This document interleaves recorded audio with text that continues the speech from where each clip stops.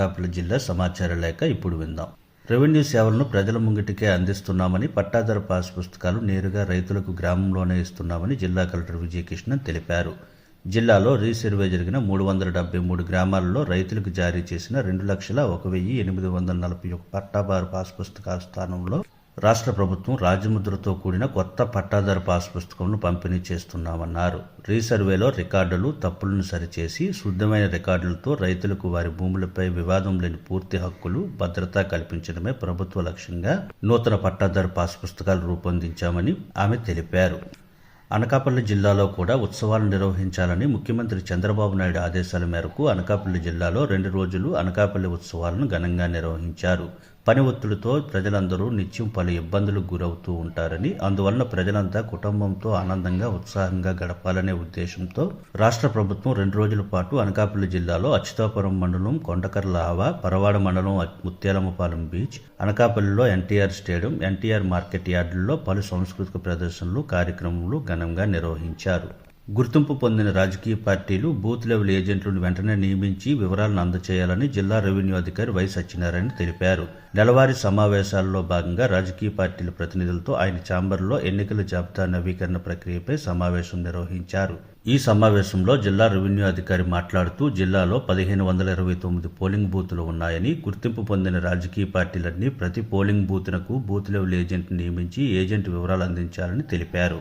జిల్లాలో మొత్తం 12,98,331 మంది ఓటర్లు ఉన్నారని, 2025 డిసెంబర్ 29 తేదీ నుండి నేటి వరకు జిల్లాలో 768 మందిని నూతన ఓటర్లుగా చేర్పించడం జరిగిందని ఆయన తెలిపారు. స్థానిక ఎన్టీఆర్ స్టేడియంలో 77వ గణతంత్ర దినోత్సవ వేడుకలు ఘనంగా నిర్వహించారు. జిల్లా కలెక్టర్ విజయకృష్ణన్ జాతీయ పతాకాన్ని ఆవిష్కరించి వందనం సమర్పించారు. ఈ కార్యక్రమంలో జిల్లా కలెక్టర్ ప్రసంగిస్తూ జిల్లా ప్రజలకు గణతంత్ర దినోత్సవ శుభాకాంక్షలు తెలియజేశారు. జిల్లాలో అభివృద్ధి, ప్రభుత్వం చేపట్టిన సంక్షేమ పథకాల ప్రగతి గురించి తెలియజేశారు. జిల్లా ప్రగతిని చాటేలా 17 శకటాలను ప్రదర్శించారు. ఎన్ఏఓబీ నిర్వాసితులకు ప్రభుత్వం నియమ నిబంధనల ప్రకారం అందించవలసిన అన్ని సదుపాయాలు అందించాలని హోంమంత్రి వంగలపూడి అనిత తెలిపారు. నౌకాదళ పచ్చెన్నాయ ఆపరేషన్ బేస్ నిర్మాణంలో నిర్వాసితులైన ఎస్రాయవరం మండలం వాకపల్ల పంచాయతీ బంగారంపాలెం గ్రామస్తులతో కలెక్టర్ కార్యాలయంలో జిల్లా కలెక్టర్ విజయకృష్ణన్, ఎస్పీ తుహాన్ సిన్హా నౌకాదళ అధికారులతో కలిసి సమావేశం నిర్వహించారు. సమావేశంకు హాజరైన గ్రామస్తులు, ప్రతినిధులు వారు ఎదుర్కొంటున్న సమస్యలను తెలియజేశారు. స్వచ్ఛాంధ్ర స్వర్ణాంధ్ర కార్యక్రమంలో భాగంగా పరిసరాలు పరిశుభ్రంగా ఉంచుకోవాలని హోంమంత్రి వంగలపూడి అనిత తెలిపారు.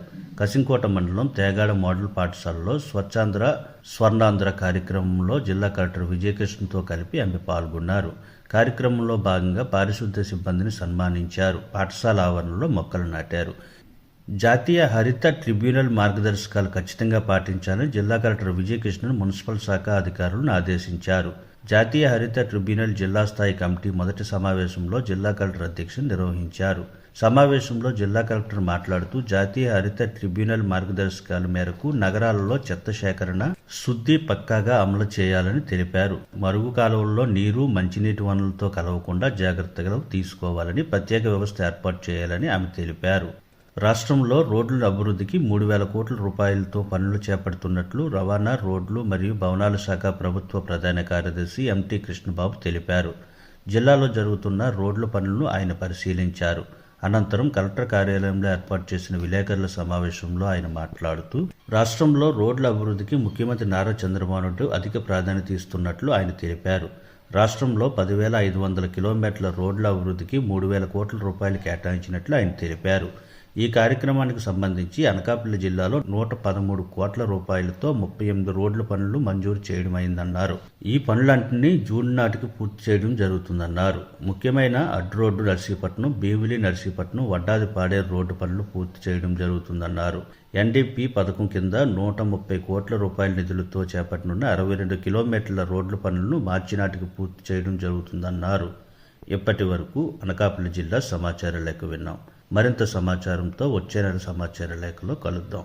రచన ఎడ్ల రామకృష్ణ, అనకాపల్లి జిల్లా ఆకాశవాణి ప్రతినిధి.